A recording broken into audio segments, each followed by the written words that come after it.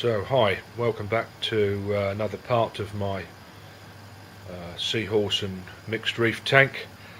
I thought it was about time for an update. It's been a little bit of a while. I've since the last video added quite a few corals now, a few more fish.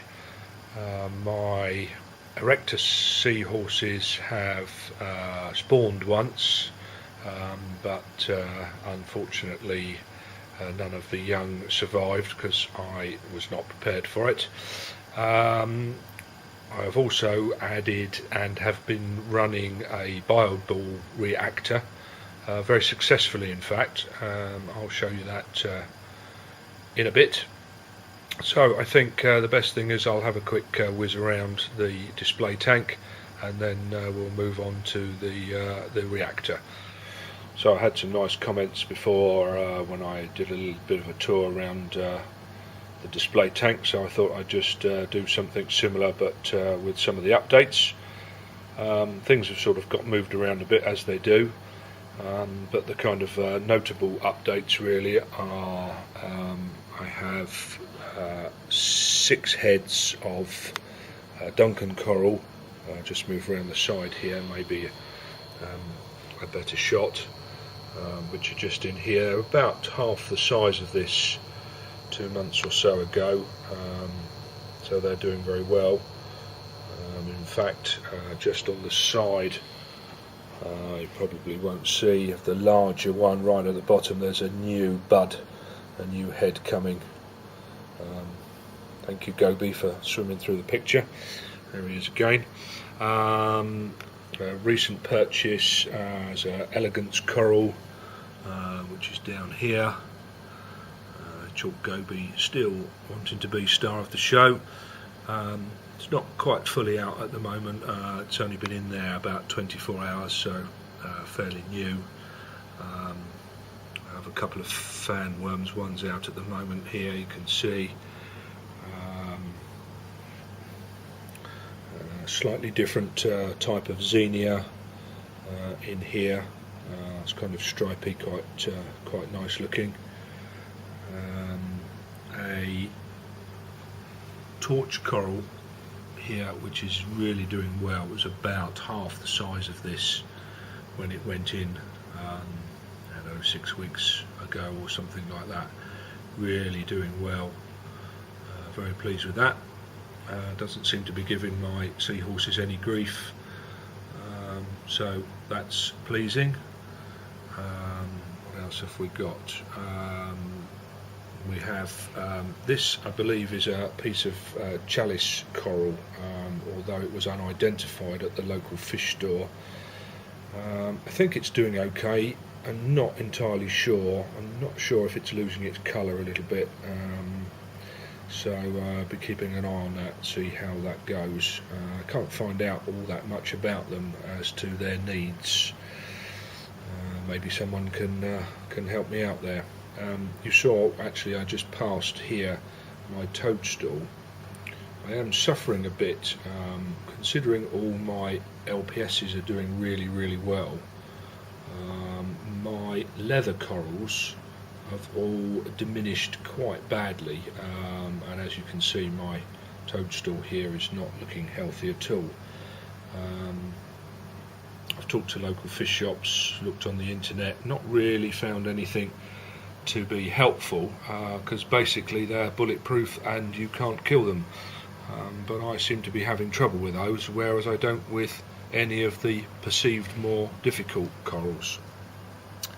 Moving on, as my Tubanera coral, which I think you saw before. It's doing very nicely, has quite a few more polyps on it now than it had before.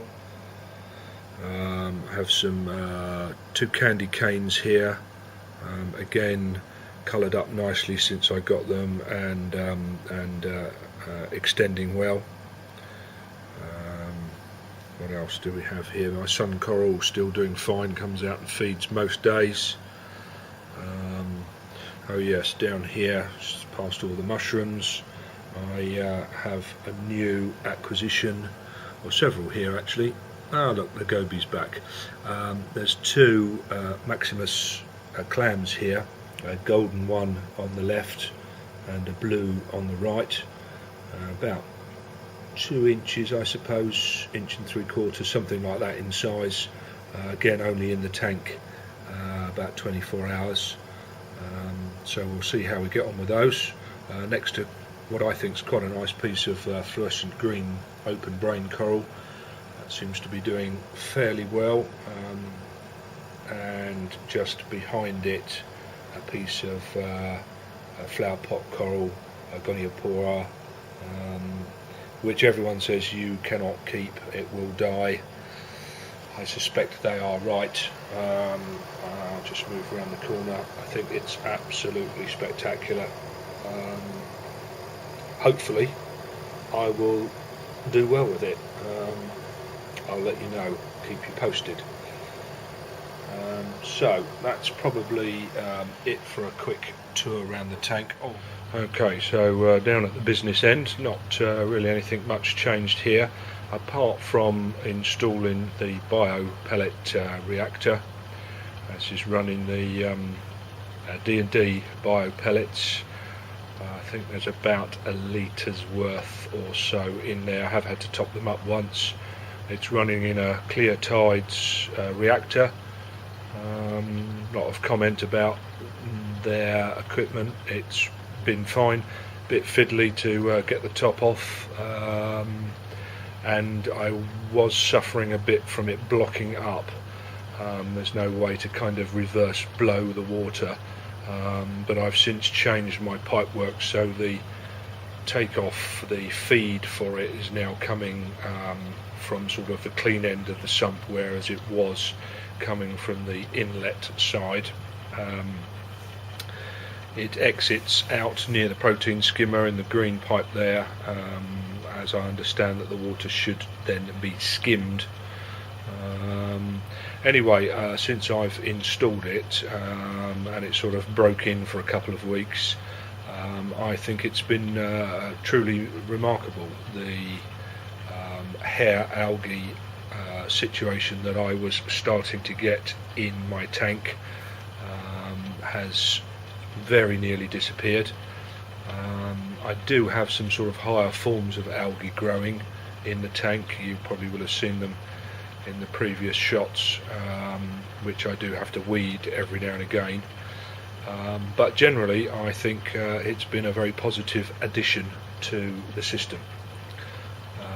There wasn't very much on YouTube about these, so I thought it would be useful to give you my opinion.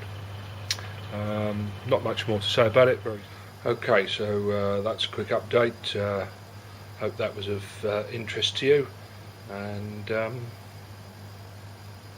come back soon. Thanks very much.